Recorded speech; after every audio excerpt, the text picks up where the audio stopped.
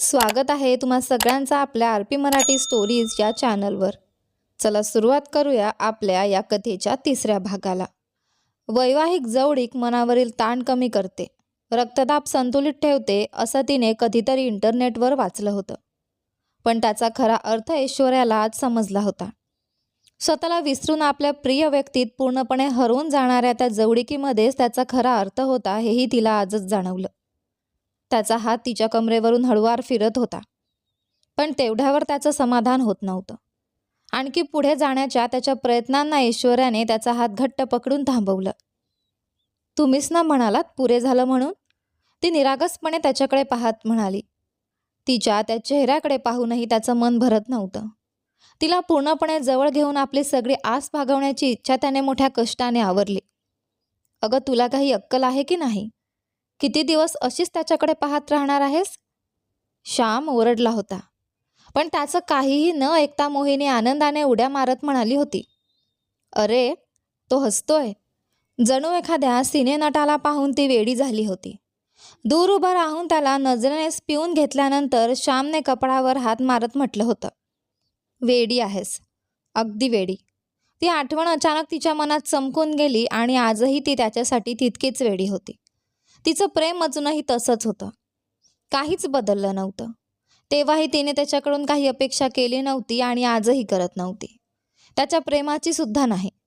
राकेशने तिला घट्ट मिठीत घेतलं होतं. त्या मिठीतच तो झोपून गेला होता. मोहिनी, यू आर गॉर्जियस.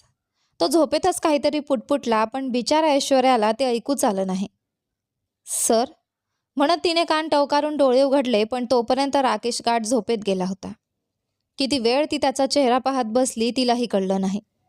जणू आजच या जगाचा शेवटचा दिवस असावा आणि त्याचा चेहरा पाहण्याची हीच शेवटची संधी असावी, अशा तल्लीनतेने ती त्याच्याकडे पाहत राहिली. झोपलेल्या एखाद्या छोट्या मुलाकडे पाहून जसं प्रेमाने मन भरून येतं, तसंच ती त्याच्या मिशा, ओठ, नाक हलकेच स्पर्श करत त्याला न्याहाळत राहिली. माझा वसी, असं म्हणताना तिच्या चेहऱ्यावर अपार अभिमान होता. तिने त्याच्या छातीवर चेहरा लपवला. राकेशनेही तिला आपल्याजवळ ओढून घट्ट मिठीत घेतलं. दोघेही एकमेकांना घट्ट मिठी मारून झोपले. सकाळी सर्वात आधी ऐश्वर्यात जागी झाली. तिने वळून राकेशचा झोपलेला चेहरा पाहिला आणि पुन्हा एकदा प्रेमाने त्याच्याकडे पाहत त्याच्या कपाळावर चुंबन ठेवलं. मग अंगावरची चादर घट्ट गुंडाळून ती पटकन स्नानगृहात पळाली. अंघोळ करून, कुर्ता ड्रेस घालून आणि केस आवरून बाहेर आलेली ऐश्वर्या लहानशा पलंगावर झोप मोडून उठलेल्या मिहीरकडे पाहून हसली. तो स्वतःशीच काहीतरी गुणगुणत होता. त्याच्या गोड हसण्यात तिचं मन हरवून गेलं. मिहीर बेटा, उठलास का? असं म्हणत तिने दोन्ही हात पुढे केले. मा मा म्हणत छोटा मिहीर आनंदाने तिच्याकडे झेपावला. आई, त्याचा तो आवाज, त्याने सहज म्हणून हाक मारली होती का? की खरंच आई या भावनेतून त्याने तिला हाक मारली होती? पण ऐश्वर्या मात्र त्या एका हाकेने पुतळ्यासारखी स्तब्ध उभी राहिली. एखादी एकच हाक थेट जीवापर्यंत पोहोचून मनातल्या भावना मुळापासून हादरवू शकते का?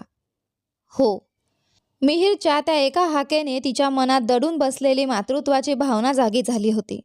तिचं मन अक्षरशः वितळून गेलं होतं. छातीत एक विचित्र जड भावना दाटून आली होती.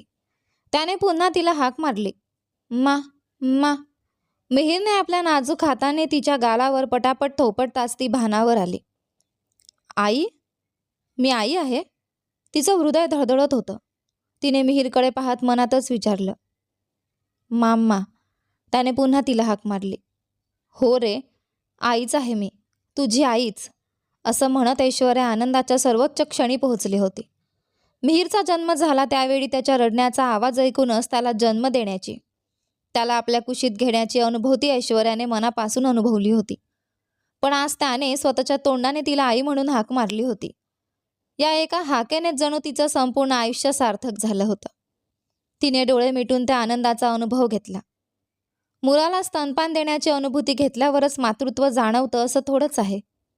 इथे तर एक स्त्री आपल्या मनानेच एका मुलाला जन्म देत होती आणि त्या क्षणी आपल्या मातृत्वाची अनुभूती घेत होती. राकेशची ऐश्वर्या फक्त त्याच्यावर प्रेम करत नव्हती, तर राकेशच्या ऐश्वर्याने तर त्याच्यापेक्षा एक पाऊल पुढे जाऊन राकेशच्या मुलालाही मनापासून स्वीकारलं होतं. ती त्याची आई झाली होती. आनंद झाला तरी तिच्या डोळ्यांतून अश्रू आले नाहीत. खरं तर रडणं थांबवून तिच्या डोळ्यांतून अश्रू येणंच बंद होऊन कित्येक वर्ष झाली होती. आनंद झाला तर तिचे ओठ हसत, दुःख झालं तर तिचा चेहरा कठोर होत असे. तिच्या भावनांची अभिव्यक्ती आता इतकीच उरली होती. मिहीर, आई म्हण, आई म्हण ना. ऐश्वर्या मिहीरसोबत हसत खेळत होती, पण मिहीरसोबत खेळता खेळता अचानक मागे वळलेल्या ऐश्वर्याला मात्र जोरदार धक्का बसला. राकेश फक्त ट्रॅक पॅन्ट घालून उभा होता. त्याची रुंद छाती आणि त्यावर ताणलेल्या शिरा. छातीवर हात बांधून तो तिला भेदक नजरेने पाहत होता. मुलाला हात लावायचा नाही. काल राकेशने उच्चारलेले ते शब्द अचानक तिच्या आठवणीत आले आणि ऐश्वर्याने घाबरून नकळत ओठांवर आलेली लाळ गिळली. कालचा तो वाद अजून संपला नव्हता. कोणाला विचारून मुलाला उचललं? राकेशचा चेहरा पुन्हा कठोर झाला होता. जणू ते दोघे पुन्हा अगदी सुरुवातीच्या मुद्द्यावर येऊन उभे राहिले होते. त्याचा प्रश्न ऐकताच ऐश्वर्या भीतीने गप्प झाली. त्याच्या प्रश्नावर ऐश्वर्या भांबावून त्याच्याकडे पाहू लागली. पुन्हा सुरुवातीपासूनच सगळं सुरू झालं की काय या विचाराने तिचं डोकंच गरगरलं. तुलाच विचारतोय मी. मी तुला बाळाला हात लावू नकोस असं सांगितलं होतं ना? मग तू बाळाला उचललंस का? राकेश देशमुख रागाने गुरगुरला आणि त्याचा आवाज ऐकून ऐश्वर्या भीतीने थरथर कापू लागली. ते आपण कालच या विषयावर बोललो होतो ना. मला वाटलं तुमचा राग शांत झाला आहे, म्हणूनच मी आता मिहीरला उचललं. तुम्ही इतके रागवाल अशी मी अपेक्षा केली नव्हती, ती घाबरलेल्या नजरेने म्हणाली. राकेशने मात्र काही उत्तर दिलं नाही. तो फक्त तिच्याकडे रोखून पाहत राहिला आणि त्यामुळे तिची भीती आणखी वाढली. मार किंवा ओरडा यामुळे ऐश्वर्या सहज घाबरणारी मुलगी नव्हती. पण राकेशला समजून घेता आलं नाही, त्याची समस्या सोडवता आली नाही आणि त्याने आपल्याला घरातून हकलून दिलं तर काय होईल, हीच चिंता तिच्या मनात होती. हळूहळू पावलं टाकत राकेश तिच्या जवळ आला. त्याच्या डोळ्यांनी तो तिला भेदून पाहत होता. आता तो काय बोलणार याचा अंदाज न आल्याने ऐश्वर्या पुन्हा घाबरून त्याच्याकडे पाहू लागली. पण पुढच्या क्षणी राकेशच्या डोळ्यांतील राग नाहीसा झाला आणि त्याच्या नजरेत माया उतरली. ओठांवर हसू आणत तो म्हणाला, अगं, मी फक्त गंमत करत होतो. घाबरलीस का? असं म्हणत त्याने डोळा मारला आणि हसला. एका क्षणासाठी ऐश्वर्या अवाक झाली. मग तुझ्या या नाटकाला काही मर्यादा आहेत की नाहीत? अशा नजरेने त्याच्याकडे रागाने पाहत ती म्हणाली. अरे देवा, किती त्रास देता तुम्ही. मात्र तिच्या चेहऱ्यावरचा ताण कमी झाला आणि तिने सुटकेचा दीर्घ श्वास घेतला. तिचा चेहरा पुन्हा हलका झालेला पाहून राकेशनेही शांतपणे तिच्याकडे पाहिलं. काल रात्री ज्या मऊ गादीवर डोकं टेकवून ती झोपली होती, तिचा श्वास खोल होताच तिच्या छातीचा चढ उतार त्याच्या नजरेत भरला. तिच्याकडे पाहताना त्याच्या मनात एक वेगळीच भावना दाटून आली. मात्र ओठांवर हलकंसं हसू आणत तो तिथून निघू लागला. तेवढ्यात ऐश्वर्याने त्याचा हात पकडला. आता मी मिहीरला उचलू शकते ना? तुम्ही मला ओरडणार नाही ना? तिने आशेने त्याच्याकडे पाहत विचारलं. राकेशने हसत फक्त हं म्हणत मान हलवली. कदाचित त्याला हे जाणवलं होतं की त्याला कितीही वाटलं तरी तो ऐश्वर्याला मिहीरपासून वेगळं करू शकत नव्हता. राकेश देशमुख अंघोळ करून खाली आला तेव्हा ऐश्वर्या मिहीरला डायनिंग टेबलवर बसवून त्याला जेवण भरवत होते. राकेशची नजर बाजूला घाबरून हात चोळत उभ्या असलेल्या सीमावर पडली. तिला रागाने पाहतो तिला चांगलं सुनावणार होता, पण अचानक त्याची नजर ऐश्वर्याकडे गेली. प्लीज सर, बिचारी आहे, राहू द्या. ऐश्वर्याने फक्त डोळ्यांनी त्याची विनंती केली आणि इतक्या हळू आवाजात म्हणाली की फक्त त्यालाच ऐकू आलं. मिहीरच्या बाबतीत एवढा निष्काळजीपणा कसा काय होऊ शकतो याचा विचार करून राकेशचा राग अनावर होत होता. पण ऐश्वर्याची विनंती नाकारण्याची त्याची इच्छा नव्हती. ऐश्वर्या नसती तर आज सीमाची चांगलीच खरळपट्टी निघाली असती. राकेशने सीमाकडे रागाने पाहिलं. ही शेवटची वेळ आहे. पुन्हा असं काही झालं तर तुला नोकरीवरून काढून टाकेन. यावेळेस तुला माफ करतोय, पण यापुढे खूप काळजी घे. त्याने लाल झालेल्या डोळ्यांनी कठोरपणे इशारा दिला आणि तिथून निघून गेला. मिहीरच्या बाबतीतला निष्काळजीपणा तो कितीही प्रयत्न केला तरी सहन करू शकत नव्हता. चुकून झालेली गोष्ट असली तरी त्या निष्काळजीपणामुळे मिहीरच्या जीवाला काही झालं असतं तर, या विचारानेच त्याच्या अंगावर काटा आला. मिहीरला काही झालं असतं तर त्याच्या आयुष्याला उरला तरी काय अर्थ होता, हा विचारही तो सहन करू शकत नव्हता. म्हणूनच त्याने सीमाला एवढी कठोर ताकीद दिली होती. राकेशच्या रागाने सीमा पूर्णपणे घाबरून गेली. हो सर, हो सर, असं म्हणत मान हलवत ती तिथून पडून गेली. तेव्हा कुठे ऐश्वर्याने सुटकेचा श्वास घेतला. तिने राकेशकडे आता तरी पुरे झालं ना अशा अर्थाने पाहिलं. राकेशने डोळे मिटून पुन्हा उघडत असून तिला उत्तर दिलं. ऐश्वर्या ही हलकसं हसली आणि पुन्हा मिहीरला जेवण भरवण्यात गुंग झाली. पप्पा पप्पा असं म्हणत मिहीरने हात पुढे केला. राकेशने लगेच त्याला उचलून प्रेमाने जवळ घेतलं. त्याच्या गालावर पापी घेतली आणि ऐश्वर्याच्या हातात त्याला देऊन घरड्याकडे पाहिलं. त्याला उशीर होत होता. तो वेगाने चालत घराच्या मुख्य दरवाजाकडे जाऊ लागला. सर, जेवून तरी जा. त्या आवाजाने राकेशचे पाय जागीच थांबले. तो आवाज देवकीजींचा नव्हता. देवकीजी तर स्वतःच्या जेवणात व्यस्त होत्या आणि गरमागरम पोळ्या खात होत्या. याचा अर्थ तिला मुलाची काळजी नव्हती असा अजिबात नव्हता. पण राकेश स्वतःच्या मनाप्रमाणेच वागणारा हट्टी माणूस होता. त्याला कोणीही काही सांगितलं तरी तो ऐकणार नव्हता. हे सांगून सांगून देवकीजीही थकली होती. आता मात्र काळजीने सांगणारी व्यक्ती ऐश्वर्या होती. मिहीरला शेवटचा घास भरवत ती राकेशकडे पाहत म्हणाली होती, सर, जेवून जा. तिच्याकडे पाहून राकेश क्षणभर गोंधळला. नाही, वेळ नाहीये. मी नंतर काहीतरी खाईन. तो तिच्याकडे खोल नजरेने पाहत म्हणाला. वेळ आहे. थोडं तरी खाऊन जा, ऐश्वर्या आग्रहाने म्हणाली. तिच्या आग्रहापुढे राकेशला आणखी नकार देता आला नाही. तो शांतपणे जाऊन डायनिंग टेबलवर बसला. ऐश्वर्याने स्वतः त्याच्यासाठी जेवण वाढलं. त्याची आई मात्र त्यांच्या दोघांचं संभाषण ओठांवरच हसू लपवत शांतपणे ऐकत होती. मी सांगितलं असतं तर तू जेवला असतास का? आकाश पाताळ एक केलं असतंस.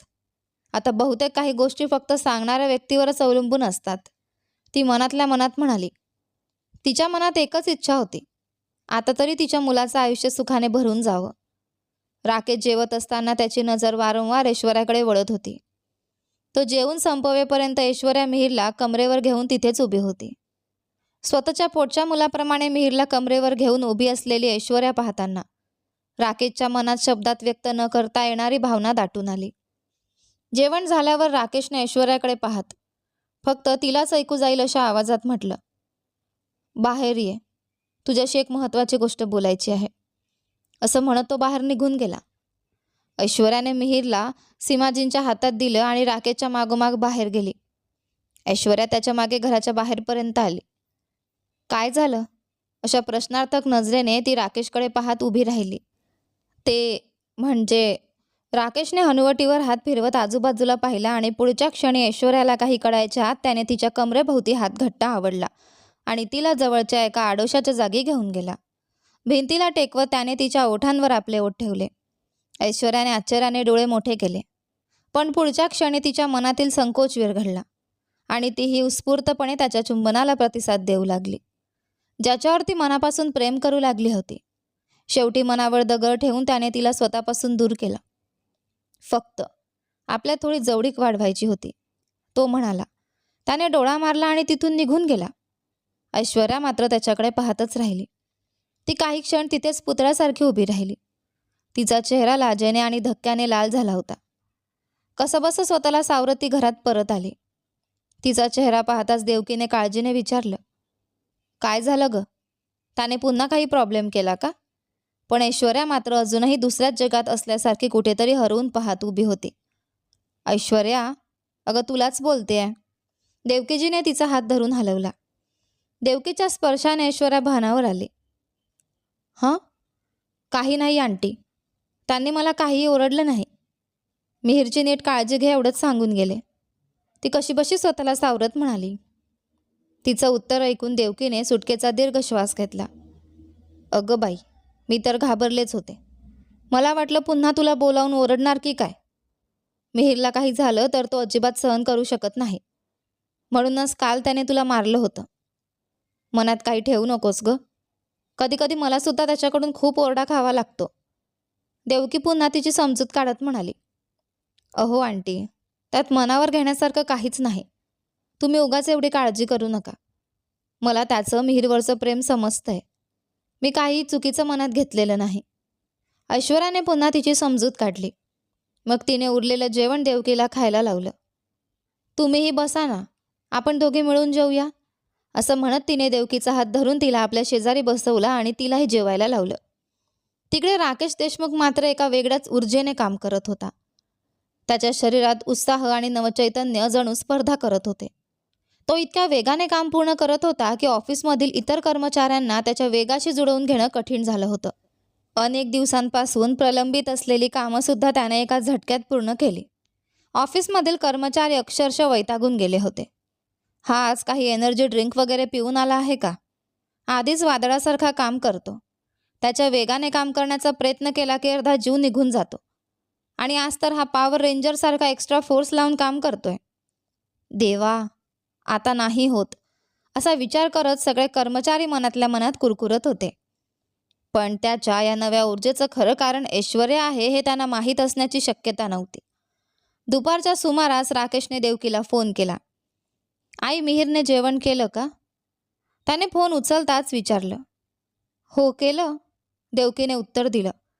मग संशयाने कपड्यावर आठ्या घालत ती म्हणाली, आज दुपारी तू फोन केलास? काय आश्चर्य आहे. का रे? मिहिरबद्दल विचारण्यासाठी फोन केला होता. बरं, ऐश्वर्या आहे का तिथे?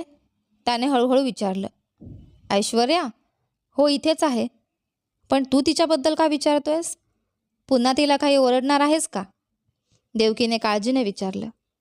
अगं आई, तसं काहीही नाही. तिच्याशी थोडं बोलायचं होतं. मिहिरच्या मेडिकलबद्दल काही गोष्टी तिच्याशी शेअर करायच्या होत्या, म्हणून फोन केला. राकेशने अगदी सहजपणे खोटं बोलून टाकलं. खरं कारण तो तिला सांगू शकत होता का? त्याला फक्त ऐश्वर्याशी बोलावंसं वाटत होतं. सकाळपासून तिचा आवाज ऐकण्याची इच्छा त्याच्या मनात होती. पण ते कारण तो आईला कसं सांगणार होता? अच्छा, बरं थांब, मी तिला बोलावते, देवकी म्हणाली. तिने फोन कानापासून दूर केला आणि मोठ्याने हाक मारली. ऐश्वर्या? काय झालं आंटी? मिहिरसोबत खेळत असलेल्या ऐश्वर्याचा आवाज राकेशच्या कानावर स्पष्टपणे पडला. तिचा आवाज ऐकताच राकेशला जाणवलं जणू त्याच्या शरीरात नव्या रक्ताचा संचार झाला आहे. त्याच्या ओठांवर आपोआप हसू उमटलं. माझी लाडकी. त्याच्या ओठांवरून नकळत शब्द बाहेर पडले. तुझ्यासाठी फोन आहे. राकेशला तुझ्याशी काही बोलायचं आहे. देवकीने फोन तिच्या हातात दिला. हॅलो, बोला सर. ऐश्वर्याने फोन कानाला लावत म्हटलं. काही नाही, मी तुझ्या नंबरवर फोन केला होता. तू उचलला का नाहीस? मला माहीत नाही सर, बहुतेक मी फोन वर ठेवला असावा, असं म्हणत ऐश्वर्याने आजूबाजूला पाहत आपला फोन शोधण्याचा प्रयत्न केला. ओह, बरं. मिहिर कसा आहे? काही प्रॉब्लेम नाही ना? राकेशने विचारलं. मिहिर अगदी व्यवस्थित आहे हे त्याला चांगलंच माहीत होतं. त्याला काही त्रास नव्हता. तरीही ऐश्वर्याशी बोलण्यासाठी त्याने फोन केला होता. त्याला काहीही झालेलं नाही. आतासुद्धा तो आनंदाने खेळतोय. मिहिरकडे पाहत ऐश्वर्या हसून म्हणाली. राकेशला आता पुढे काय बोलावं हे समजत नव्हतं, पण फोन ठेवावा असा अजिबात वाटत नव्हता. त्याला तिच्याशी असंच बोलत राहायचं होतं. आणखी काही बोलायचं आहे का सर? ऐश्वर्याने संभाषण संपवण्याच्या उद्देशाने विचारलं. आणखी काय? राकेशने कपाळावर हात फिरवला. मग तो म्हणाला, नाही, काही नाही, फक्त सहज फोन केला होता. तुझ्याशी थोडं बोलू नये का? आपल्यात थोडी जवळीक वाढवावी असा विचार आला म्हणून फोन केला. त्याच्या डोळ्यात पुन्हा एक वेगळीच चमक आली. हे ऐकताच ऐश्वर्याचा चेहरा लाजेने लाल झाला. तिच्या गालांवर जणू गुलाबी रंग चढला. देवकी मात्र त्यांच्या संभाषणाचा अर्थ समजत नसल्याने आश्चर्याने दोघांकडे पाहत होती. अचानक देवकीने ऐश्वर्याच्या हातातून फोन हिसकावून घेतला. 1 मिनिट, फोन दे. मला त्याच्याशी एक महत्त्वाची गोष्ट बोलायची आहे, असं म्हणत तिने फोन कानाला लावला. राकेश क्षणभर गोंधळला. अरे, तुझ्याशी एक महत्त्वाची गोष्ट बोलायची आहे, देवकी म्हणाली. काय झालं आई? राकेशने थोड्या कंटाळलेल्या आवाजात विचारलं. म्हणजे काय झालं? माझ्या गुडघेदुखीची औषधं संपली आहेत. येताना विसरू नकोस, थोडी औषधं घेऊन ये. मी ड्रायव्हरला मेडिकलमध्ये पाठवलं की तो नेहमी दुसरंच काहीतरी औषध घेऊन येतो. त्यामुळे प्लीज तू ती औषधं घेऊन ये ना, नाहीतर मला रात्री झोपताही येत नाही. देवकीने आपल्या मुलाकडे लांब लचक विनंती केली. राकेशने हलकंसं हसत उत्तर दिलं, ठीक आहे आई, नक्की घेऊन येतो. पण त्यानंतर त्याच्या मनात पुन्हा एकच विचार सुरू झाला. ऐश्वर्याशी फोनवर बोलायचं कसं? तिकडे ऐश्वर्या मिहिरशी लाडाने बोलत होती. मिहिर, तुला गोष्ट सांगू का? आज कोणती गोष्ट सांगू? ती गोड आवाजात विचारत होती. मिहिरने तिच्याकडे पाहत आपल्या बोबड्या भाषेत काहीतरी म्हणत उत्तर दिलं. त्याचा प्रत्येक शब्द फोनच्या दुसऱ्या टोकाला असलेल्या राकेशच्या कानावर अगदी स्पष्टपणे पडत होता. गोष्ट? राकेशने आश्चर्याने डोळे मोठे केले. सूटबूट घातलेला हा मोठा उद्योगपती, त्या क्षणी मात्र एखाद्या छोट्या मुलासारखा दिसत होता. तिकडे मिहिरला ही गोष्ट ऐकण्याची प्रचंड उत्सुकता होती. शेवटी बापावरच गेला होता तो. बरं, मग कोणती गोष्ट सांगू? तूच सांग ना, ऐश्वर्या लाडाने म्हणाली. मिहिरने तिच्याकडे उत्सुकतेने पाहत बोबड्या आवाजात काहीतरी सांगण्याचा प्रयत्न केला. त्याला ऐश्वर्याला मोहिनी म्हणायचं होतं, पण त्याच्या बोबड्या तोंडून शब्द नीट बाहेरच पडत नव्हता. माझी गोष्ट ऐकायची आहे ना? बरं सांगते, ऐश्वर्या हसत म्हणाली. तिने मिहिरला उचलून घेतला आणि घराबाहेरच्या अंगणात घेऊन गेली आणि तिकडे राकेशची तर अक्षरशः अवस्था खराब झाली. काय? ती आता गोष्ट सांगणार आहे? आणि ती ही ऐश्वर्याची गोष्ट? देवा, मी जर घरी गेलो नाही तर आजचा एक भाग मिस होणार आहे. आता काय करू? तो मनातल्या मनात कुरकुरू लागला. आपल्या व्यवसायाला देशातील अव्वल स्थानावर कसं न्यायचं याचा त्याने इतका विचार कधी केला नव्हता. मोठमोठ्या गुंतागुंतीच्या समस्या सोडवतानाही त्याने एवढा विचार केला नसेल. पण आज मात्र ऐश्वर्या कोणती गोष्ट सांगणार आहे हे ऐकण्यासाठी तो प्रचंड गंभीरपणे विचार करत होता. त्याच्या टेबलावर फाईल्सचा ढीग पडला होता. असंख्य कामं त्याची वाट पाहत होती. पण कशाचाही विचार न करता जणू पायावर गरम पाणी सांडल्यासारखा तो ऑफिसमधून घराकडे धावत सुटला. तो दरवाजापर्यंत पोहोचत नाही तोच त्याचा मॅनेजर समोर आला. सर, आज एक महत्त्वाची मीटिंग आहे. तुम्ही ती अटेंड करणं खूप गरजेचं आहे. कालच ती शेड्यूल केली आहे. मॅनेजरने त्याला आठवण करून दिली. सगळं कॅन्सल करा. एवढंही नीट न थांबता राकेश तिथून धावत निघून गेला. त्याचा मॅनेजर बराच वेळ त्याच्या पाठमोऱ्या आकृतीकडे पाहत राहिला. जर साहेब इतकी महत्त्वाची मीटिंग कॅन्सल करून जात असतील तर नक्कीच त्यापेक्षा महत्त्वाचं काहीतरी काम असणार असा अगदी योग्य अंदाज त्याने बांधला. पण राकेश फक्त ऐश्वर्याची गोष्ट ऐकण्यासाठी ऑफिसमधून पळून आला आहे हे त्याला कळलं असतं तर कदाचित तो जागीच बेशुद्ध पडला असता. नेहमीप्रमाणेच रस्त्यावर प्रचंड वाहतूक कोंडी होती. राकेशची चिडचिड वाढत चालली. दुपारच्या वेळी एवढी ट्रॅफिक कशी काय? तो वैतागून स्टेअरिंगवर हात आपटत म्हणाला. गाडी कधी पुढे सरकेल याची तो आतुरतेने वाट पाहत होता. तेवढ्यात त्याच्या डोक्यात एक वेगळाच विचार आला. आईला सांगून फोन स्पीकरवर ठेवायला सांगू का? मग ऐश्वर्या तिच्या जवळ असेल तर मला गोष्ट ऐकता येईल. त्याच्या डोक्याने भन्नाट कल्पना केली. राकेश अक्षरशः गोष्ट ऐकण्याच्या वेडाने पछाडला होता.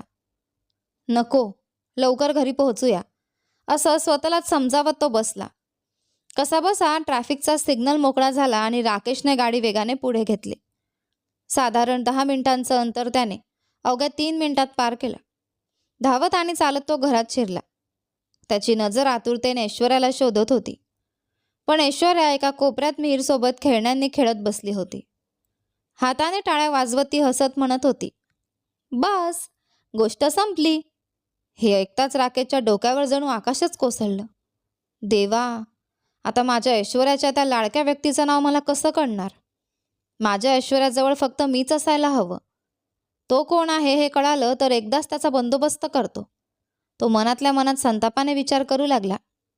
मग त्याला अचानक विचार आला. सरळ तिच्याजवळ जाऊन विचारलं तर? तो ऐश्वर्याजवळ जाणार तेवढ्यात ती मिहिरला उचलत म्हणाली. गोष्ट संपली. आता झोपायची वेळ झाली. आपण झोपायला जाऊया का? राकेशच्या आशेवर पुन्हा पाणी पडलं. तो निराश होऊन सोफ्यावर धपकन जाऊन बसला. देवकी त्याच्या शेजारी येऊन बसले. काय रे, दुपारीच घरी आलास? ऑफिसमध्ये काम नव्हतं का? आणि माझी औषधं घेऊन आलास का? ती एकामागून एक प्रश्न विचारू लागली.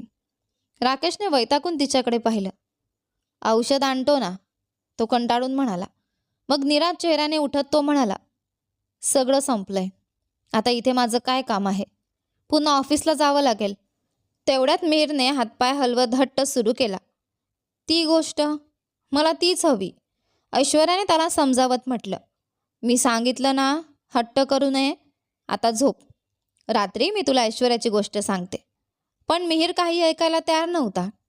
तो ऐश्वर्याच्या गळ्याला मिठी मारून हक्काने लटकत राहिला. तीच गोष्ट हवी, तीच. तो आपल्या बोबड्या भाषेत तुटक तुटक शब्दात आपली इच्छा समजावून सांगत होता. राकेशच्या मनात पुन्हा जणू प्राण फुंकले गेले. म्हणजे अजून ऐश्वर्याची गोष्ट सांगितलीच नाही? मिहिरला तर कावळा आणि भाकरीची गोष्ट सांगितली होती. मी उगाच घाबरलो होतो. त्याने सुटकेचा मोठा श्वास सोडला. मग त्याने स्वतःच्याच कपडावर हात मारला. अरे देवा, मी एवढा वेळा कधी झालो? एका गोष्टीसाठी मी माझं सगळं काम सोडून घरी धावत आलो. त्याला स्वतःचीच एका बाजूला गंमत वाटत होती, तर दुसऱ्या बाजूला स्वतःवरच राग येत होता. हे गोष्ट ऐकण्याचं वेड नव्हतं, हे तर ऐश्वर्याचं वेड होतं. बरं, आता तरी गोष्ट सांगते का ते पाहूया, असं म्हणत राकेश उत्सुकतेने पुन्हा सरळ बसला. पण ऐश्वर्या मात्र मी गोष्ट सांगणार नाही अशा भावाने मिहीरला दुसऱ्या प्रकारे समजावण्याचा प्रयत्न करत होती. मिहीर मात्र आपल्या हट्टावर ठाम होता. त्याला फक्त ऐश्वर्याची गोष्ट ऐकायची होती. तो तिच्या गळ्याला मिठी मारून लटकून राहिला. तिकडे राकेशच्या मनातही एक वेगळीच इच्छा होती. मिहीर मागतोय ना गोष्ट, गोष्ट सांगितली तर काय बिघडणार आहे, मग तू त्याला का रडवतेस, असा विचार करत तो कठोर चेहरा करून मिहीरची बाजू घेत त्यांच्याजवळ गेला. राकेश कधी तिथे येऊन उभा राहिला हे ऐश्वर्याला कळलंच नाही. तिने वर पाहिलं आणि त्याच्याकडे आश्चर्याने पाहिलं. मात्र त्याच्या दटावणीमुळे आणि दुसरा कोणताही पर्याय नसल्याने ऐश्वर्याने शेवटी मिहीरला गोष्ट सांगायला सुरुवात केली. आणि राकेश, तो अगदी उत्सुकतेने ऐश्वर्याच्या शेजारी बसून तिची गोष्ट ऐकण्यासाठी तयार झाला. मी माझ्या डार्लूला भेटायला चालले, असं उत्साहाने म्हणत ऐश्वर्या वडिलांचा निरोप घेऊन आपल्या डार्लूला भेटण्यासाठी स्कूटरवरून निघाले. सुमारे 15 मिनिटांच्या प्रवासानंतर ती मंदिरात पोहोचली. तिने स्कूटर दुचाकी पार्किंगमध्ये लावली आणि मंदिरात प्रवेश केला. मंदिरातील घंटानाद वातावरणात घुमत होता. आत प्रवेश करताच गर्भगृहात मध्यभागी सुंदर अलंकारांनी सजलेले श्री गणेश तिच्या नजरेस पडले. होय, ते होतं श्री सिद्धिविनायक मंदिर. आणि तिचा डार्लू म्हणजे तिचा लाडका लंबोदर गणपतीच होता. लहानपणापासून आपल्या आयुष्यातील सुखदुःख ज्याच्याशी ती मनमोकळेपणाने शेअर करत आली होती, तिचा तो देवमित्र होता. गणपती बाप्पांना पाहताच तिच्या चेहऱ्यावर आनंद उमटला.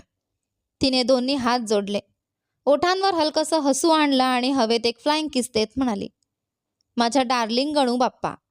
तिच्या लाडक्या भक्तमैत्रिणीचं आगमन पाहून गणपती बाप्पांनाही आनंद झाला असावा.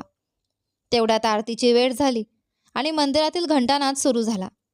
आरतीच्या मंगल वातावरणात त्या दोघांची भेट आणखी सुंदर झाली. दररोज सकाळी गणपती बाप्पांचं दर्शन घेतल्याशिवाय ऐश्वर्याचा दिवस पूर्ण होत नसे. ती हसत मुखाने हात जोडून बाप्पांसमोर उभी राहिली. मग तिने भक्तिभावाने गणपतीला नमस्कार केला आणि हलकंसं कान पकडून ओठाबशा काढल्या. त्यानंतर गालाला हात लावत ती म्हणाली, डार्लू, तू ठीक आहेस ना? तू नेहमी सुखी आणि निरोगी राहायला हवास. माझी फक्त एवढीच इच्छा आहे, कारण तू ठीक राहिलास तरच आमची सगळ्यांची नीट काळजी घेऊ शकशील. ती क्षणभर थांबली आणि पुन्हा हसत म्हणाली, माझे बाबा आणि माझे दोन्ही भाऊ शरद आणि श्याम यांची नीट काळजी घे. ते नेहमी हसत राहिले पाहिजेत, कारण हे तिघेच माझं संपूर्ण जग आहेत. मी रोज तुला हेच सांगते म्हणून तुला कंटाळा आला असेल ना? पण मी काय करू? याशिवाय तुझ्याकडे मागण्यासाठी माझ्याकडे दुसरी कोणती इच्छा आहे? तुला कदाचित असं वाटत असेल की तुला स्वतःसाठी काहीच नको का? बरोबर ना? गर्भगृहातील गणपती बाप्पांशी ती अगदी एखाद्या जिवलग मित्राशी बोलावं तशी हसत खेळत बोलत होती. मंदिरात नेहमी येणारे जुने भक्त तिच्याकडे सवयीच्या नजरेने पाहत पुढे जात होते, पण नवीन लोक मात्र तिला विचित्र नजरेने न्याहाळत होते. ऐश्वर्या मात्र तिच्याच विश्वात मग्न होती. त्याचा आनंद म्हणजेच माझा आनंद. माझी काळजी घेण्यासाठी ते माझ्यासोबत आहेत, मग मला आणखी कशाची चिंता? आणि त्यात माझा डार्लू गणू बाप्पा तू आहेसच. ती पुन्हा गणपतीकडे बोट दाखवत म्हणाली, म्हणून तुझं पूर्ण लक्ष त्यांच्यावर ठेव. ते नेहमी आनंदी राहतील याची काळजी घे. आणि त्यांना काही त्रास दिलास ना? तिने डोळे वटारले, तर तुझ्या मोदकांवर बंदी, नारळाच्या फोडीवरही बंदी, आणि सगळ्यात महत्त्वाचं म्हणजे एवढी सुंदर मुलगी तुझी गर्लफ्रेंड आहे असं तुला बाहेर सांगताही येणार नाही, कारण मग आपली मैत्रीच संपली समज. तेवढ्यात पुजारी हसत तिच्याजवळ आले. काय ग, नेहमीप्रमाणे आजही तुझ्या मित्राला धमकावणं सुरू केलंस का? त्यांनी गमतीने विचारलं. ऐश्वर्या लगेच हसत म्हणाली, हो, माझ्या डार्लूला मी धमकावतेही आणि लाडही करते. आमची मैत्रीच तशी आहे. पुजारी हसत म्हणाले. हो हो, जगात पहिल्यांदाच मी अशी मुलगी पाहतोय जी देवाला धमकावून नवस मागते. असो, गणपती बाप्पा तुला भरपूर सुखसमृद्धी देव. त्यांनी मनापासून आशीर्वाद देत तिच्यासमोर आरतीचं ताट केलं. ऐश्वर्याने हलकंसं हसत कुंकू घेतलं आणि कपाळावर लावलं. मग तिने दक्षिणा आरतीच्या ताटात ठेवली आणि तिथून निघू लागली. पण अचानक काहीतरी आठवल्यासारखी ती पुन्हा मागे वळली. अरे हो, मी काहीतरी विसरलेच. क्षणभर विचार करून ती म्हणाली, हल्लीची मुलं सिक्स पॅक बनवतात ना? तसं तूही वर्कआउट करून वजन कमी करून जिम बॉडी वगैरे बनवू नकोस हां गणेशा. तिने गणपतीच्या मूर्तीच्या पोटाकडे पाहत गंभीर चेहरा केला. तुझं खरं सौंदर्य तर तुझ्या या गोलमटोल शरीरात आणि लंबोदर पोटातच आहे. मला तर तू असाच आवडतोस. त्यामुळे असाच राहा आणि स्वतःला मेंटेन कर. मग तिने हात हलवत म्हटलं, मी निघते आता. उद्या पुन्हा भेटूया. मिस यू डार्लू. डोळा मारत ती फुलपाखरासारखी तिथून बाहेर पडाली. सर्व काही जाणणाऱ्या गणपती बाप्पांना कदाचित आपला या खोडकर निरागस मुलीचं बालपण लवकरच संपणार आहे याची जाणीव झाली असावी आणि म्हणूनच त्यांना तिच्यासाठी थोडी काळजी वाटली असावी. तिकडे हे सगळं ऐकून राकेश देशमुखने कपाळावर हात मारला. ओह, डार्लू म्हणजे भगवान गणेश? तो स्वतःशीच हसत म्हणाला. देवा, मी तर उगाच काय काय विचार करत बसलो होतो. त्याच्या मनात एक वेगळीच शांतता पसरली. जणू त्याची प्रिय व्यक्ती त्याच्यापासून दूर कुठेही गेलेली नाही हे कळाल्यामुळे त्याचं मन हलकं झालं होतं. ओठांच्या कोपऱ्यात हसू आणत तो पुन्हा ऐश्वर्यासोबतच्या त्या गोष्टीत रमून गेला. तिकडे ऐश्वर्या स्कूटरवरून कॉलेजमध्ये पोहोचली. ती कॉलेजच्या आवारात प्रवेश करताच शरद आणि श्यामने गेटजवळच तिचा रस्ता अडवला. श्याम हातातलं पुस्तक हवेत उडवत आणि पुन्हा कॅच पकडत तिच्याकडे येत होता. काय ग, आजही तुझ्या डार्लूचं दर्शन घेऊन आलीस का? शरदने विचारलं. हो. का? तुला माहीत नाही का? ऐश्वर्याने लगेच उत्तर दिलं. तिने स्कूटर थांबवली आणि श्यामने पुढे येऊन तिचा सेंटर स्टँड लावला. दोघेही तिच्या जवळ येऊन उभे राहिले. शरदची नजर मात्र तिच्या बॅगेवर खिळली होती. काय माहीत नाही, पण सकाळपासून मला खूप भूक लागली आहे. बॅग दे बरं. अंकलने आज काय खायला दिलंय ते पाहूया. असं म्हणत त्याने माकडाने केळं हिसकावून घ्यावं तसं तिची बॅग हिसकावण्याचा प्रयत्न केला. पण ऐश्वर्याने त्याच्या हातावर पटापट थाप मारली आणि बॅग स्वतःजवळ घट्ट पकडली. माझ्या बॅगला हात लावलास ना तर पहिला मृतदेह तुझाच असेल. दुपारचं जेवण आणलं आहे मी. सकाळी काही खायचं असेल तर कॅन्टीनमध्ये जाऊन खा. श्श, असा आवाज करत शरदने हात झटकला आणि तिच्याकडे रागाने पाहिलं.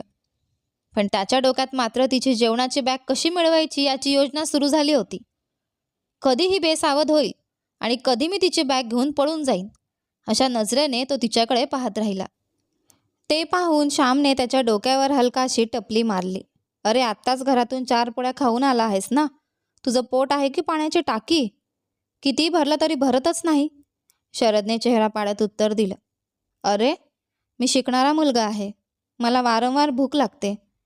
अरे, जरा त्या शिकणाऱ्या मुलाचा चेहरा तरी दाखव बरं. असं म्हणत ऐश्वर्याने शरदचा चेहरा स्वतःकडे वळवला. शरदने अगदी निरागस मुलासारखा चेहरा केला आणि डोळे मिचकावले. अरे बापरे, जगातला सर्वात मोठा अभिनय. ऐश्वर्याने त्याच्या डोक्यावर हलकासा टपली मारत त्याची खिल्ली उडवली. श्यामही हसत म्हणाला. अरे, आपण कधीपासून अभ्यास करायला लागलो? तुझ्याबद्दल आम्हाला सगळं माहीत असूनही आमच्यासमोर एवढं छान खोटं बोलतोस बघ. तिघेही असत गप्पा मारत कॉलेजच्या आवारातून पुढे चालत होते. ऐश्वर्याच्या दोन्ही बाजूंना 2 मजबूत खांबांसारखे श्याम आणि शरद चालत होते. त्यामुळे कॉलेजमधील जवळजवळ सगळ्यांचं लक्ष त्यांच्याकडेच होतं. काही जण त्यांच्याकडे चुकीच्या नजरेने पाहत कुचेष्टा करत होते, तर काही जण त्यांच्या मैत्रीचा हेवा करत होते. तेवढ्यात शरद पुन्हा तिच्या बॅगेकडे पाहत कुरकुरू लागला. काय ठेवलंय त्या बॅगेत? एवढा भाव का खातेस? अंकलने आमच्यासाठी जेवण बनवलं आहे ना? तू एकटीच सगळं गट्टम करणार आहेस का?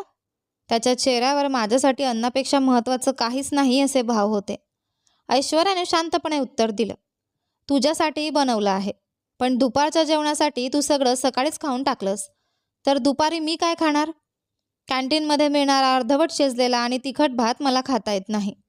माझं पोट बिघडेल आणि मला हॉस्पिटलमध्ये जावं लागेल. हे बोलत ती श्यामकडे पाहू लागली. पण श्याम मात्र तिचं बोलणं ऐकत असूनही वेगळ्याच विचारात हरवून चालत होता. काय रे, आज काही बोलतच नाहीस? कसला विचार करतोयस? अजूनही कालचा मूड ठीक झालेला नाही का? ऐश्वर्याने मागच्या दिवसाची घटना आठवत काळजीने विचारलं आणि त्याच्या खांद्यावर हात ठेवला.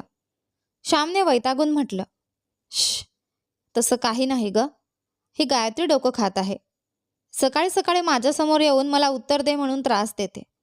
मला पाहणारे लोक माझ्याबद्दल काय विचार करत असतील? शरद लगेच मध्ये पडला. अरे हो रे, तुझ्याच नशिबी ही मुलगी का आली कोण जाणे. मला पाहिलं की माझ्या शेजारच्या आजीसुद्धा चेहरा वळून निघून जाते. पण ती बघ, शाळेपासून दुसरा मुलगा मिळालाच नाही म्हणून लग्न करायचं तर याच्याशीच, नाहीतर आयुष्यभर एकटी राहीन अशा हट्टाने तुझ्याच मागे लागली आहे. तुझ्या या चेहऱ्यात असं काय आहे हेच मला समजत नाही. असं म्हणत शरदने श्यामची हनुवटी पकडून त्याचा चेहरा डावीकडे उजवीकडे हलवला. श्याम वैतागून म्हणाला, अरे, तू मला आणखी चिडवू नकोस. मी तिला माझ्या मागे फिरायला सांगितलं आहे का? पुन्हा एकदा माझ्यासमोर येऊन उभी राहिली ना तर एक चपराक देईन. रागाने त्याने दात घट्ट आवळले. गायत्री ही श्यामच्या शेजारच्या घरात राहणारी मुलगी होती. लहानपणापासून त्यांची ओळख होती. त्यामुळे अधूनमधून एखादं हसू आणि 2-4 शब्दांची देवाणघेवाण एवढीच त्यांची मैत्री होती. पण श्यामला मिशीची हलकीशी रेषा फुटू लागली आणि तो तारुण्यात प्रवेश करू लागला. तेव्हा एके दिवशी गायत्री परकर पोलकं घालून हातात फुलांचा गुच्छ घेऊन त्याच्या समोर आली आणि तिने आपलं प्रेम व्यक्त केलं. सुरुवातीला श्यामला खूप राग आला होता, पण नंतर त्याने तिला शांतपणे समजावून सांगितलं आणि तिथून पाठवलं. मात्र त्याचा सल्ला गायत्रीच्या डोक्यात काही शिरलाच नाही. ती पुन्हा पुन्हा श्यामशी बोलण्याचा प्रयत्न करू लागली. त्यामुळे श्यामने तिला पूर्णपणे दुर्लक्षित करणं सुरू केलं. गायत्रीने 12वी पूर्ण केल्यानंतर वडिलांकडे हट्ट धरला आणि श्याम ज्या कॉलेजमध्ये शिकत होता त्याच कॉलेजमध्ये प्रवेश घेतला. आता श्याम 2ऱ्या वर्षात होता आणि गायत्री 1ल्या वर्षात. ऐश्वर्याने श्यामचा हात पकडला. अरे, एवढं टेन्शन का घेतोयस? बिचारी किती दिवस तुझ्या मागे फिरणार? सरळ हो म्हण ना. पाहता तर चांगली मुलगी वाटते. आम्हालाही आवडते. नाही का रे शरद? शरदने लगेच मान डोलावली. हो, का आवडणार नाही? कालच तर तिने आपल्याला चाट सेंटरमध्ये नेऊन पावभाजी आणि दहीपुरी खायला दिली आणि श्यामला माझ्यासोबत कसेही करून जुळवून द्या म्हणून डोळ्यात पाणी आणून विनवणी केली. तिच्या या एका चांगल्या गुणामुळेच मला ती खूप आवडते. शरद एकाच दमात सगळं बोलून गेला. ऐश्वर्याने कपाळावर हात मारला. अरे नालायका, सगळं बोलून टाकलंस ना? खाण्याच्या पोत्यासारखा माणसा, तू खातोस त्या भातात झुरडं पडो. अरे माकडा, तो तुला रागाने पाहतोय. ती शरदच्या कानात कुजबुजली. शरदने हळूच श्यामकडे पाहिलं. अरे देवा, कुठेतरी मृत्यूच्या नगाऱ्यांचा आवाज ऐकू येतोय असं वाटतंय, असं म्हणत त्याने घाबरून लाळ गिळली. श्याम मात्र कमरेवर हात ठेवून त्या दोघांकडे अत्यंत रागाने पाहत उभा होता. अरे देवा, दोघेही भलतेच बदमाश आहेत आणि माझी ऐश्वर्या ही काही कमी नाही. पूर्ण खट्याळ आहे ही. राकेश देशमुख मनातल्या मनात हसत म्हणाला. त्याला आपल्या ऐश्वर्याची ही खोडकर बाजू खूप आवडत होती. तिच्या आयुष्यात घडणाऱ्या प्रत्येक छोट्या मोठ्या गोष्टीत तो मनापासून रमला होता आणि पुढची गोष्ट ऐकण्यासाठी उत्सुकतेने तयार झाला. श्याम बराच वेळ त्यांच्याकडे रागाने पाहत उभा राहिला. त्या दोघांची अवस्था मात्र अशी झाली होती की काय करावं हेच त्यांना समजत नव्हतं. ऐश्वर्याने हात वर करून दाखवत घाबरल्याचा अभिनय केला. अरे 2 थोबाडीत मार ना, पण असा रागाने पाहत उभा राहू नकोस. भीती वाटते बघ. माझे हातपाय थरथरत आहेत. तिचा अभिनय पाहून श्यामला आतून हसू आवरत नव्हतं, पण त्याने काहीही न बोलता पुढे चालायला सुरुवात केली. अरे थांब ना, असं म्हणत ऐश्वर्या आणि शरद दोघेही त्याच्या मागे धावत गेले. काय प्रॉब्लेम आहे तुझा? गायत्री खूप चांगली मुलगी आहे रे.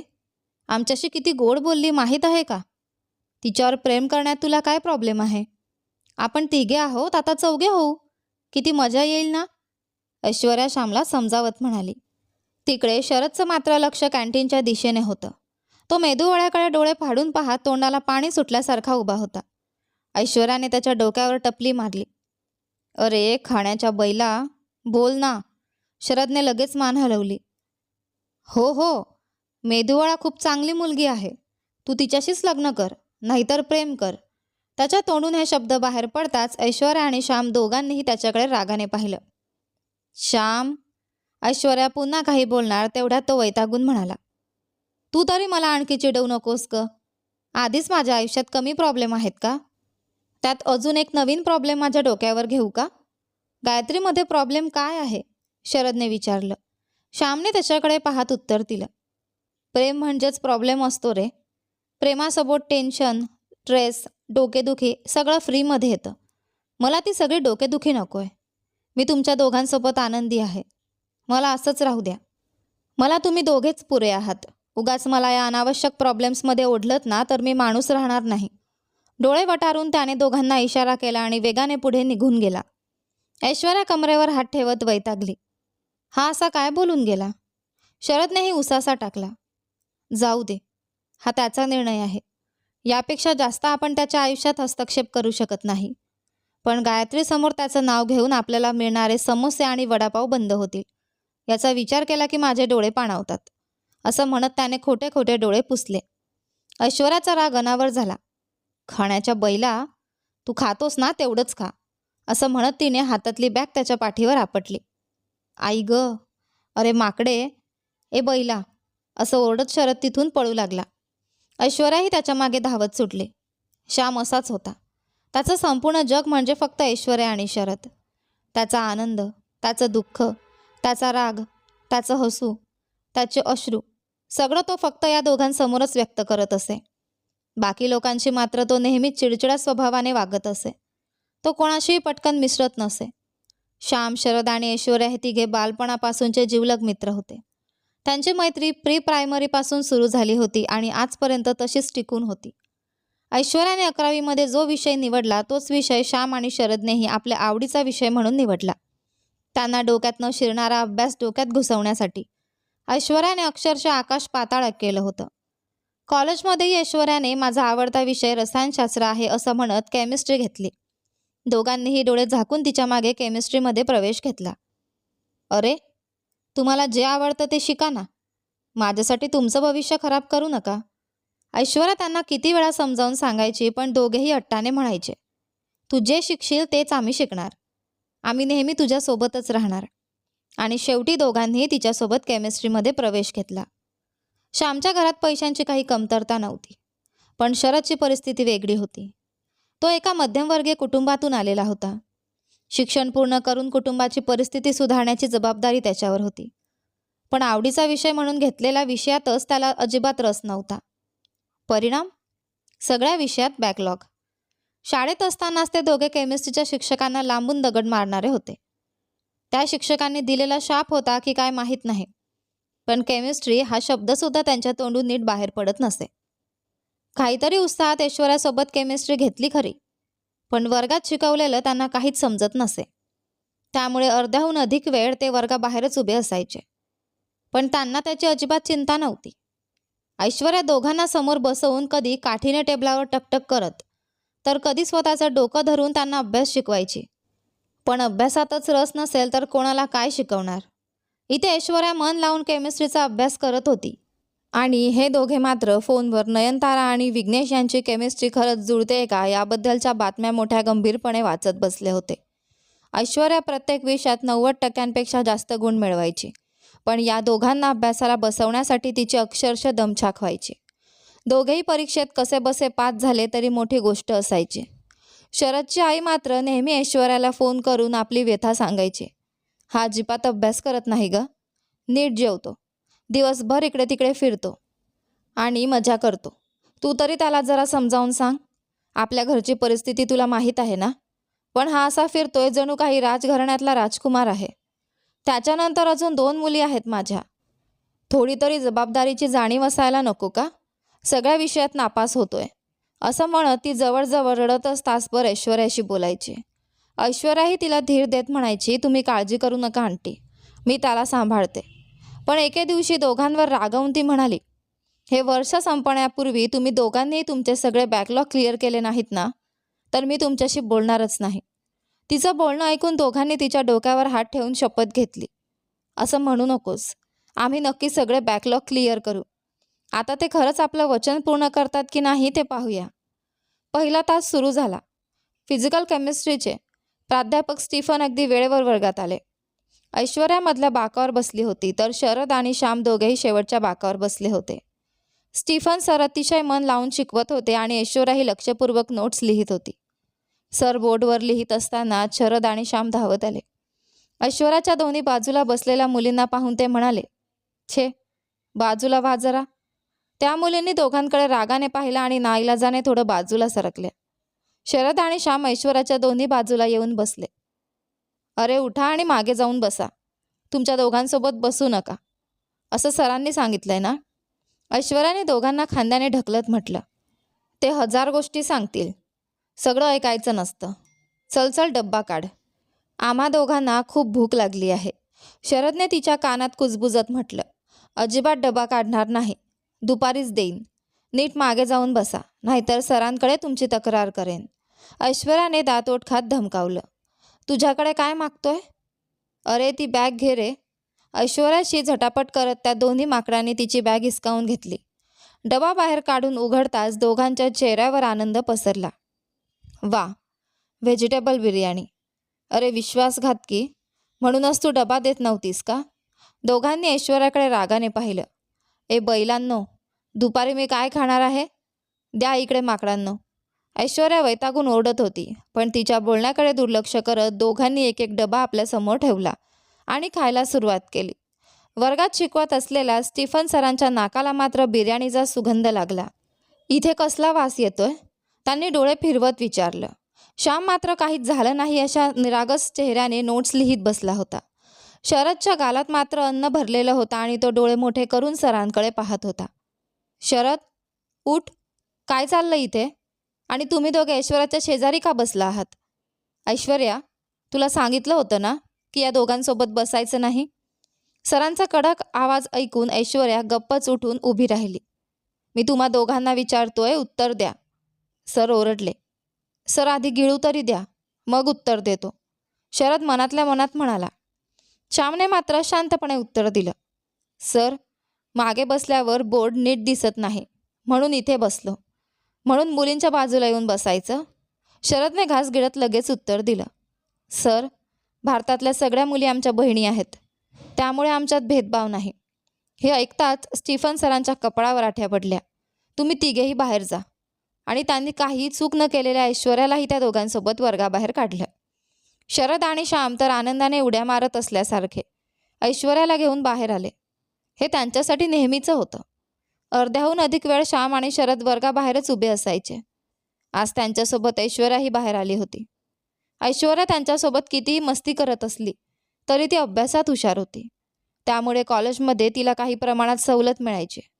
पण शरद आणि श्यामने मात्र जगातल्या सगळ्या खोड्या करण्याचा ठेका घेतला होता, त्यामुळे कॉलेज प्रशासन त्यांच्यावर कायम कडक नजर ठेवून असायचं.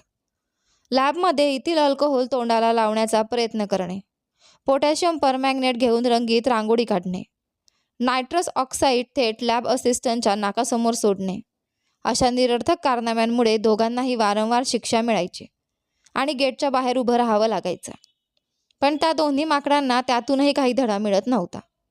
ऐश्वर्याने त्यांना कितीतरी वेळा समजावून पाहिलं होतं, पण आज तर तुझ्यामुळे माझं नुकसान झालं, माझ्यामुळे तुझं नुकसान झालं या म्हणीप्रमाणे त्यांनी ऐश्वर्यालाही सोबत ओढून बाहेर आणलं होतं. हुश, आता तरी निवांतपणे जेवता येईल असं म्हणत दोघे सावलीसाठी झाड शोधू लागले. ऐश्वर्याने मात्र दोघांच्या पाठीवर धाडकन धाडकन 4 फटके मारले. ए बैलांनो, मी शांतपणे वर्गात बसून अभ्यास करत होते, मला का बाहेर घेऊन आलात? जरा तरी अक्कल आहे का? तुम्ही दोघे अभ्यास करत नाही ते ठीक आहे, पण निदान मला तरी अभ्यास करू द्या. ती रागाने ओरडली. शरदने लगेच बचाव केला. आम्हाला का मारतेस? त्या सराने तुला बाहेर काढलं ना, त्यात आमची काय चूक? जाऊ दे आता, तू वर्गात बसलीस किंवा नाही बसलीस, पहिला नंबर तुझाच येणार आहे, मग एवढं टेन्शन का घेतेस? चल एका बाजूला जाऊन बसू आणि जेवण संपवू, माझ्या तोंडाला पाणी सुटलंय, असं म्हणत त्याने ऐश्वर्याला ओढत एका झाडाखाली नेलं. तिघेही तिथे बसले. एक मुलगी आणि 2 मुलगे. ते कुठेही गेले तरी नेहमी एकत्रच असायचे. त्यांच्या या मैत्रीबद्दल काही लोक कानावर पडेल अशा पद्धतीने चुकीच्या गोष्टी बोलायचे, पण त्या तिघांपैकी कुणीही त्याकडे लक्ष देत नसे. श्याम आणि शरद हे ऐश्वर्याचे जणू उजवा आणि डावा हात होते. त्यांच्यापासून दूर राहून ऐश्वर्याचा एकही दिवस गेला नव्हता. ऐश्वर्या अभ्यासात खूप हुशार होती आणि नेहमी पहिला क्रमांक मिळवायची, त्यामुळे शिक्षकांच्या नजरेत तिची प्रतिमा चांगली होती. पण इतर विद्यार्थी मुली त्यांच्यासोबत फारसा मिसळत नसत आणि हे तिघेही कोणालाही आपल्या जगात प्रवेश देत नसत. त्यांचं स्वतःचं एक वेगळंच छोटंसं जग होतं. शरद आणि श्याम उत्साहाने जेवणावर ताव मारत होते, तर ऐश्वर्या दोघांकडे रागाने पाहत आपली रेकॉर्ड वही बाहेर काढून लिहायला बसली.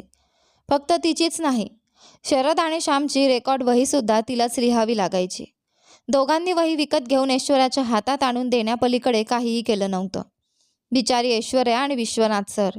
असाइनमेंट आणि रेकॉर्ड जमा करण्याच्या शेवटी तारखेच्या आदल्या दिवशी हे दोघे रात्री उशिरापर्यंत बसून त्यांच्या वह्या पूर्ण करायचे आणि ज्यांच्यासाठी हे सगळं लिहिलं जात होतं ते दोन्ही जीव मात्र एका कोपऱ्यात आरामात घोरत झोपलेले असायचे. ऐश्वर्या लिहितच होती आणि शरद श्याम दोघेही आडीपाडीने तिला घास भरवत होते. अरे, मी सकाळीच नाश्ता केला आहे, मला नको, तुम्ही दोघेच खा, असं म्हणत ती लिहित राहिली. तेवढ्यात धुळीचे लोट उडवत एक काळी ऑडी कार कॉलेजच्या आवारात वेगाने आली आणि कर्कश आवाज करत थांबली. फक्त त्या तिघांचंच नाही तर संपूर्ण कॉलेज परिसरात उभ्या असलेल्या प्रत्येक विद्यार्थ्याचं लक्ष त्या कारकडे वळलं. कारमधून एक तरुण खाली उतरला. 6 फूट उंची, त्याला साजेसा मजबूत बांधा आणि सावळ्या वर्णावर उठून दिसणारं देखणं व्यक्तिमत्व. तो अगदी एखाद्या सिनेमाच्या हिरोसारखा दिसत होता. पांढरा शर्ट, काळी पॅन्ट आणि शरीराला अगदी घट्ट बसणारा शर्ट टक इन केलेला.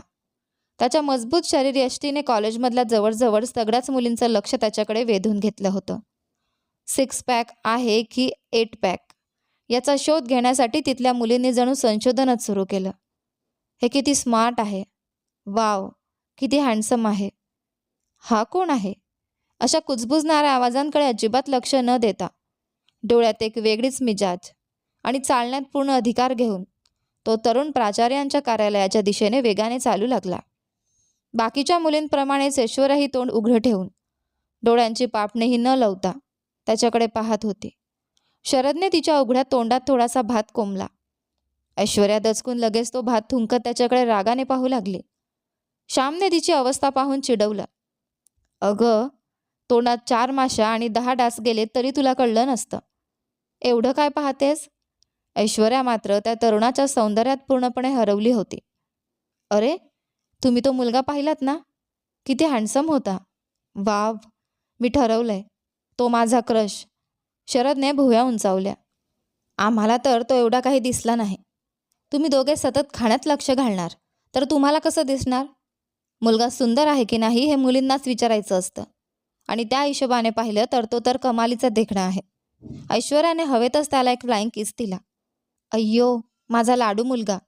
मग त्याच्या जाणाऱ्या दिशेकडे गालावर हात ठेवून पाहत ती हळूच म्हणाली, हां, कोणाच्या नशिबात असेल कोण जाणे. शरदने लगेच स्वतःकडे लक्ष वेधून घेतलं. मुलगा सुंदर आहे की नाही हे मुलींनाच विचारायचं असतं ना. मग मी सुंदर आहे का ऐश्वर्या? ऐश्वर्याने त्याच्याकडे वरपासून खालपर्यंत पाहिलं. No comments, simply waste. शरदने लगेच हात झटकले. ओ, तूच म्हणालीस ना मुलींकडे विचारायचं, मग तुझ्याकडे विचारणं ही माझीच चूक झाली, असं म्हणत तो तिथून पडू लागला.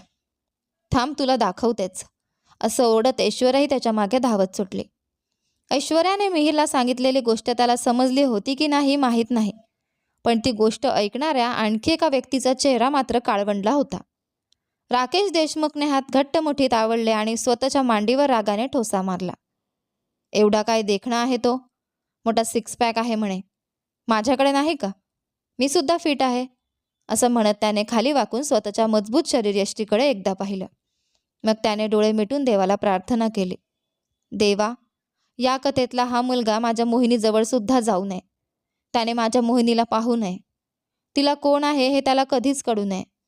आणि शक्य असेल तर त्याचं आधीच एखाद्या मुलीशी लग्न झालेलं असू दे, ते अजून चांगलं.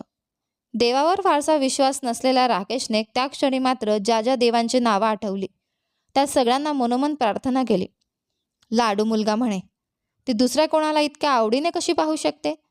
त्याचं मन जळत होतं. मस्तराने अक्षरशः होरपळून निघालेला राकेश ऐश्वर्याकडे जणू काही तिला खाऊनच टाकणार असल्यासारखा रागाने पाहत राहिला. शरदच्या मागे धावत गेलेली ऐश्वर्या अचानक ब्रेक लागल्यासारखी थांबून पुतळ्यासारखी उभी राहिली, कारण तोच देखणा तरुण आपल्या कारला स्टाईलमध्ये टेकून उभा राहिला होता आणि फोनवर कोणाशी तरी बोलत होता. काय ग छोट्या पिशाच्या, कुठे गेलीस? तुझा आवाजच ऐकू येत नाहीये, असं म्हणत शरदने मागे वळून पाहिलं. ऐश्वर्या मात्र तोंड उघडं ठेवून कुठेतरी पाहत उभी होती. त्याने तिची नजर ज्या दिशेने होती तिकडे पाहिलं. ऐश्वर्याचा तो लाडू मुलगा कारला टेकून मोठ्या रुबाबात उभा राहून फोनवर कोणाशी तरी हसत बोलत होता. वाऱ्यामुळे उडणारे त्याचे केस, हसताना दिसणारी रांगेतली शुभ्र दात आणि त्याचं मोहक हसू पाहून ऐश्वर्याने मान तिरकी केली. बापरे, तू तर कमालीचा देखणा आहेस रे. हो, तो खरंच देखणा होता. त्याचा मर्दानी देखणा चेहरा, मजबूत शरीरयष्टी आणि त्याच्याकडे नजर हटवू न शकणाऱ्या कॉलेजमधल्या मुली पाहून शरदलाही थोडासा हेवा वाटला. शरद आणि श्याम दोघेही दिसायला देखणेच होते. दोघेही उंच आणि धडधाकट होते. त्यांच्यामध्ये ऐश्वर्या मात्र एखाद्या छोट्याशा गोंडस उंदराच्या पिल्लासारखे दिसायची. श्यामची शरीरयष्टी त्याच्या उंचीला साजेशी होती, तर शरद मात्र थोडासा गुटगुटीत, अगदी अमूल बेबीसारखा दिसायचा. बस एवढाच फरक. शरद वैतागून ऐश्वर्याजवळ आला. काय ग, अशी काय पाहतेस? आजपर्यंत तू कोणत्याही मुलाकडे अशी नजर लावून पाहिलं नव्हतंस. उलट आम्हालाच नेहमी सल्ले देतेस. ए पिल्लू, इकडे बघ जरा. अरे देवा, तुझी नजरच काहीतरी चुकीच्या दिशेने चालली आहे, असं म्हणत त्याने तिच्या डोक्यावर टपली मारली. आ, वेदनेने डोकं सोडत ऐश्वर्या म्हणाली. अरे, हा मुलगा माझ्यावर काहीतरी जादू करतोय रे. बाकी मुलांसारखा नाही येतो. त्याच्याकडे पाहिलं की मला एक वेगळंच काहीतरी जाणवतंय. मला स्वतःलाच नीट सांगता येत नाहीये. ती अजूनही त्याच्याकडून नजर हटवत नव्हती. श्यामने तिच्याकडे गंभीरपणे पाहिलं. ऐक पिल्लू, हे काही बरोबर नाहीये. अंकलना तू असं करत आहेस हे कळालं तर त्यांना खूप वाईट वाटेल. तू फक्त गंमत म्हणून त्याच्याकडे पाहतेस असं वाटलं होतं, पण तू ज्या पद्धतीने बोलतेस ना, काहीतरी गडबड आहे. श्यामच्या कडक आवाजाने ऐश्वर्यालाही अचानक जाणवलं की आपण स्वतःला पूर्णपणे विसरून त्या मुलाकडे एकटक पाहत आहोत. तिच्या 19 वर्षांच्या आयुष्यात असं कधीच घडलं नव्हतं. देखणा मुलगा दिसला की ती फक्त एक क्षण त्याच्याकडे पाहायची आणि पुढे निघून जायची. पण आज तिला त्याच्याकडून नजर हटवणंच शक्य होत नव्हतं. मी अशी विचित्र का वागते ऐश्वर्या? वेडी झाली आहेस का तू? तिने मनातल्या मनात स्वतःलाच सुनावलं. आपण काहीतरी चुकीचं करत आहोत ही जाणीव तिलाही झाली. तिने चेहरा पाडून श्यामकडे अपराधीपणे पाहिलं. पण त्या तरुणाबद्दल मनात निर्माण झालेली ती अनोळखी, अस्वस्थ करणारी भावना मात्र तिला काही केल्यात दूर करता येत नव्हती. तिचं हृदय जड झाल्यासारखं वाटत होतं. आत कुठेतरी दुखत होतं. पहिल्याच नजरेत प्रेम, असं काही असू शकतं का? नाही. ऐश्वर्यासारखी मुलगी एखाद्या पुरुषाच्या देखणेपणावर अशी वेडी होईल? तिच्या मनाने तिला प्रश्न विचारला, पण तिच्या मनाने विचारलेले हे सगळे प्रश्न ती कधीच त्या तरुणाच्या पायाशी फेकून देऊन आली होती. मनाने कितीही भिंती उभ्या केल्या, कितीही अडथळे निर्माण केले, तरी तिची नजर पुन्हा पुन्हा त्याच्यावर जाऊन स्थिरावत होती. शरद आणि श्यामने एकमेकांकडे अर्थपूर्ण नजरेने पाहिलं. तिला दुसरीकडे वळवण्यासाठी दोघांनी तिचा एक एक हात पकडला. चल आता वर्गात जाऊया. दुसरा तास सुरू झाला असेल. अरे थांबा ना, फक्त 1 मिनिट प्लीज, असं म्हणत ऐश्वर्याने दोघांचे हात झटकले आणि पुन्हा धावत सुटली. ए, कुठे चाललीस? असं ओढत शरद आणि श्यामही तिच्या मागे धावले.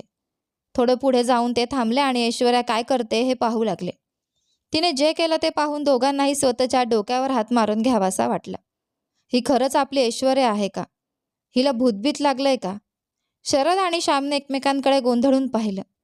ऐश्वर्या त्या देखण्या तरुणाच्या कारजवळून पुढे मागे इकडे तिकडे फिरू लागली. हातात पुस्तक घेऊन ती अभ्यास करत असल्याचं नाटक करत होती आणि पुस्तकाच्या आडून डोळ्यांच्या कोपऱ्यातून त्याच्याकडे पाहत होती.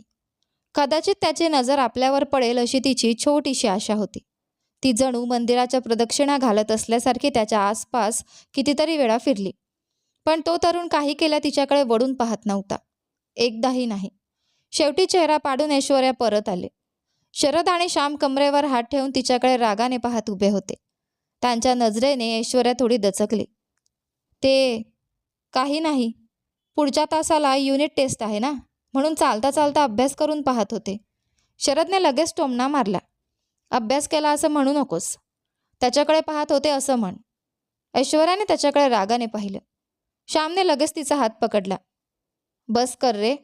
तू अभ्यास करून जेवढं काही फाडलं आहेस ते पुरे झालं. हे असं होणार आहे हे आधी माहीत असतं तर आम्ही तुला बाहेर घेऊनच आलो नसतो. चल, वेळ झाला, वर्गात जाऊया. दोघांनी तिचे दोन्ही हात पकडले आणि तिला अक्षरशः ओढत वर्गाच्या दिशेने नेऊ लागले. ऐश्वर्या मात्र मागे वळून वळून त्या तरुणाकडे पाहतच होती. अरे प्लीज सोडा ना मला. अजून एकदाच पाहू दे. माझ्या लाडू मुलाला नीट पाहिलंच नाही रे. आता पुन्हा कधी पाहायला मिळेल माहीत नाही. फक्त एकदाच. ती पुन्हा पुन्हा मागे वळून त्याच्याकडे पाहत विनवणी करत होती. श्यामने वैतागून तिच्याकडे पाहिलं. काय, नीट पाहिलं नाहीस? एवढ्या वेळात त्याच्याशिवाय तुला दुसरं काही दिसलं तरी आहे का? हे बरोबर नाही आहे पिल्लू.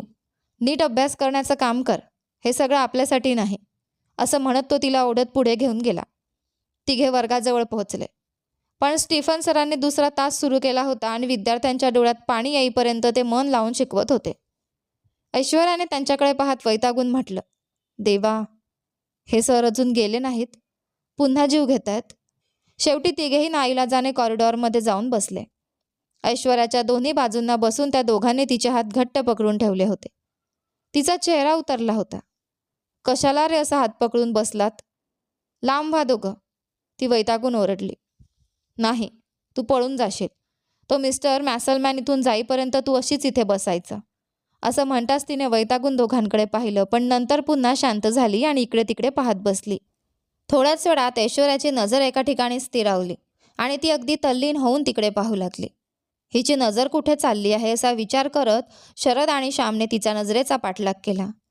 थोड्याच अंतरावर उंच वाढलेल्या क्रॉटनच्या पानांना तोडत फोनवर कोणाशी तरी बोलत तिचा तो लट्टू बॉय उभा होता. तो पानं तोडत असताना त्याच्या लांब मजबूत बोटांकडेही ऐश्वर्याने मनात साठवून घेतलं. हे देवा, ही शांत बसली तरी हा माशा काही ना काही करून तिला वेड लावतच आहे. शरदने स्वतःच्या डोक्यावर हात मारला. तेवढ्यात स्टीफन सरांनी वर्ग संपवून बाहेर येत तिघांकडे पाहिलं. वर्गात जाण्याऐवजी आरामात पाय हलवत इकडे तिकडे पाहत बसलेल्या त्या तिघांना त्यांनी तुम्ही कधी सुधारणार नाही अशा नजरेने रागाने पाहिला आणि पुढे निघून गेले. सरांच्या चपलांचा आवाज ऐकून शरद आणि श्यामने मागे वळून पाहिलं. अरे, सर गेले. चल चल वर्गात जाऊया, ते दोघे उठत म्हणाले. मी येणार नाही. ऐश्वर्या हट्टाने हात छातीवर बांधून पुन्हा खाली बसली. असं सांगितलं तरीही येणार नाही. दोघांनी एकमेकांकडे अर्थपूर्ण नजरेने पाहिला आणि मान हलवली. क्षणात शरद आणि श्यामने ऐश्वर्याचे दोन्ही हात पकडले आणि तिला अक्षरशः उचलून वर्गात घेऊन जाऊ लागले. अरे सोडा ना रे, फक्त एकदाच पाहून येते, प्लीज. ती पाय आपटत विनवणी करत होती, पण तिचा तो लट्टू बॉय अजूनही तिची छेड काढावी अशा मोहक हास्याने फोनवर बोलत होता. वर्गात प्रवेश करेपर्यंत ऐश्वर्या वारंवार मागे वळून त्याच्याकडे आसुसलेल्या नजरेने पाहत राहिली. तिची नजर त्याच्यापासून हटतच नव्हती. ते दोघे तिला घेऊन बसले आणि लगेच पुढचे शिक्षक वर्गात आले. पण ऐश्वर्या मात्र मनात काहीतरी हरवल्यासारखी बसली होती. तिच्या चेहऱ्यावर स्पष्ट उदासी होती. जणू एखाद्या वादळाने तिच्या मनातील सगळं उद्ध्वस्त करून नेलं होतं आणि आता तिथे फक्त कोरडेपणा उरला होता. तो आता निघून गेला असेल. आता त्याला पुन्हा कधी पाहता येईल याची काहीच खात्री नव्हती. हा विचार मनात येताच तिच्या हृदयात काहीतरी घट्ट पिळवटल्यासारखं झालं. स्वतःलाच तिचं हे सगळं विचित्र वाटत होतं. नुकत्याच भेटलेल्या, आधी कधीही न पाहिलेल्या एका मुलाबद्दल आपण इतकं का विचार करत आहोत याचा तिलाच राग येत होता. पण तो तिच्या सगळ्या विचारांवर कब्जा करून बसला होता. जणू जन्मोजन्मीची ओळख असल्यासारखी एक विचित्र भावना तिच्या मनात निर्माण झाली होती. त्याचा तो मोहक चेहरा पुन्हा पुन्हा पाहत राहावासा वाटत होता. स्वतःवर नियंत्रण ठेवता न आल्याने ती हळूच मागे सरकली आणि खिडकीतून बाहेर डोकावून पाहू लागली. पण तो तिथे नव्हता. बहुधा तो केव्हाच निघून गेला होता. बस, आता त्याला पुन्हा कधीच पाहता येणार नाही का, हा विचार मनात येताच तिचं मन दुखलं आणि डोळ्यात पाणी तरळलं. तो कोण होता? तिथे का आला होता? त्याला पुन्हा कधी पाहता येईल का? वर्गात सुरू असलेल्या शिकवणीपेक्षा तिच्या मनात मात्र याच प्रश्नांची चौकशी सुरू होती. गालावर हात ठेवून ती नोटबुकमध्ये काहीतरी खरडत उदास बसली होती. ऑर्गॅनिक केमिस्ट्रीचा एकही धडा तिच्या डोक्यात शिरत नव्हता. ऐश्वर्यासाठी हा अगदी नवीन अनुभव होता. ऐश्वर्या, हे काही बरोबर नाही. अभ्यासावर लक्ष दे. कोणीतरी अनोळखी मुलगा अजूनही तुझ्या मनात का आहे? असं करू नकोस. मनाला असं भरकटू देऊ नकोस. हे सगळं करण्याचं तुझं वय नाही. तिचं मन तिला सतत सावध करत होतं. पण माकडाचा विचार करू नकोस असं सांगितलं तरी माणसाचं मन पुन्हा पुन्हा त्याच माकडाचा विचार करतं. तसंच तिचंही झालं होतं. डोळे मिटले की तोच तिच्यासमोर उभा राहत होता आणि तिची अवस्था आणखी बिकट होत होती. त्या दिवसभर ऐश्वर्या स्वतःसारखी राहिलीच नाही. मित्रांचा निरोप घेऊन ती घरी कशी पोहोचली हे तिलाच कळलं नाही. घरी आल्यानंतर तिच्या वडिलांनी दिलेला बूस्ट पीत ती स्वयंपाकघराच्या ओट्याजवळ बसली होती. पण तिची नजर कुठेतरी दूर स्थिरावली होती आणि ती खोल विचारात बुडाली होती. हे पाहून विश्वनाथ तिच्याजवळ आले. पप्पा म्हणाले, काय विचार करतेस ग? काही प्रॉब्लेम आहे का? तुझा चेहराच ठीक दिसत नाहीये. घरी आल्यापासून तू पप्पांशी एक शब्दही बोललेली नाहीस. काय झालंय माझ्या मुलीला? जणू काहीतरी हरवल्यासारखी का दिसतेस? त्यांनी प्रेमाने विचारलं. ऐश्वर्याने काही क्षण शांत राहून त्यांच्याकडे पाहिलं. मग अगदी निरागसपणे तिने विचारलं, पप्पा, प्रेम करणं चुकीचं आहे का? मुलीच्या त्या प्रश्नाने विश्वनाथ यांच्या हातातील पोर्सेलिनची प्लेट त्यांच्या हातातून निसटली आणि खाली पडून तुकडे तुकडे झाले. त्या क्षणी मिहीर आणि ऐश्वर्या दोघांनीही धक्का बसल्यासारखं मागे वळून पाहिलं आणि दुसऱ्या बाजूला राकेश देशमुखच्या शेजारी ठेवलेली फुलदाणीही खाली पडून फुटली होती. राकेश देशमुखच्या चेहऱ्यावरचे भाव मात्र पाहण्यासारखे होते. इकडे ऐश्वर्या आणि मिहीर दोघांनीही एकाच वेळी धक्क्याने मागे वळून पाहिलं. राकेश देशमुखने टेबलवर ठेवलेली फुलदाणी चुकून नव्हे तर रागाच्या भरात हाताने ढकलून खाली पाडली होती. त्याचा चेहरा ताठर झाला होता, मानेच्या शिरा फुगल्या होत्या आणि स्वतःचा राग आवरण्यासाठी तो किती प्रयत्न करत होता हे त्याच्याकडे पाहताच ऐश्वर्याला समजलं. इतका राग का आला असेल? कदाचित मी मिहीरला प्रेमाची गोष्ट सांगितली म्हणून. पण मिहीरनेच तर मोहिनीची गोष्ट ऐकण्याचा हट्ट केला होता आणि राकेशनेही तिलाच ती गोष्ट सांगायला सांगितली होती. त्यात चुकीचं असं काही नव्हतं. ऐश्वर्या गोंधळून त्याच्याकडे पाहत राहिली. राकेश मात्र आपल्या मजबूत मुठी आवडत काहीतरी गंभीरपणे विचार करत बसला होता. मोहिनीचा एखादा प्रियकर आहे ही गोष्ट त्याच्या मेंदूला स्वीकारायलाच तयार नव्हती. जर एखादा मुलगा एकतर्फी प्रेम करत तिच्या मागे फिरत असता तरी कदाचित त्याने इतकं महत्त्व दिलं नसतं. पण तिच्या मनात दुसरा कोणी प्रवेश करावा हे त्याला अजिबात सहन होत नव्हतं. माझी मोहिनी, फक्त माझी. मनातला हा हक्काचा संघर्ष आताच सुरू झाला होता.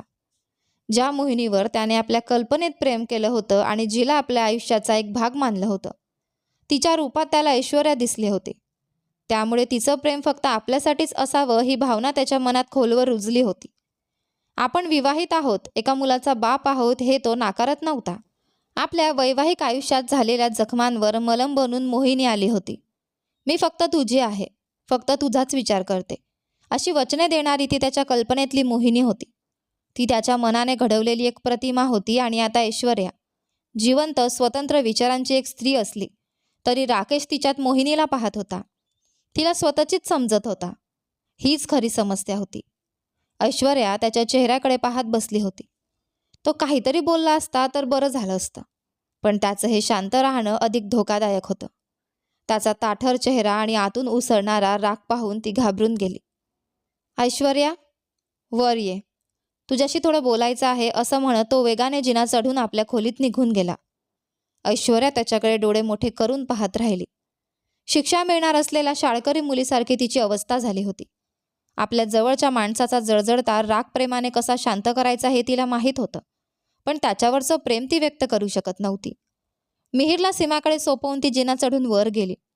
खोलीत राकेश दिसला नाही म्हणून ती हळू आवाजात म्हणाली, सर. आणि त्या क्षणी राकेशने तिच्या कमरेला हात घालून तिला स्वतःकडे ओढलं.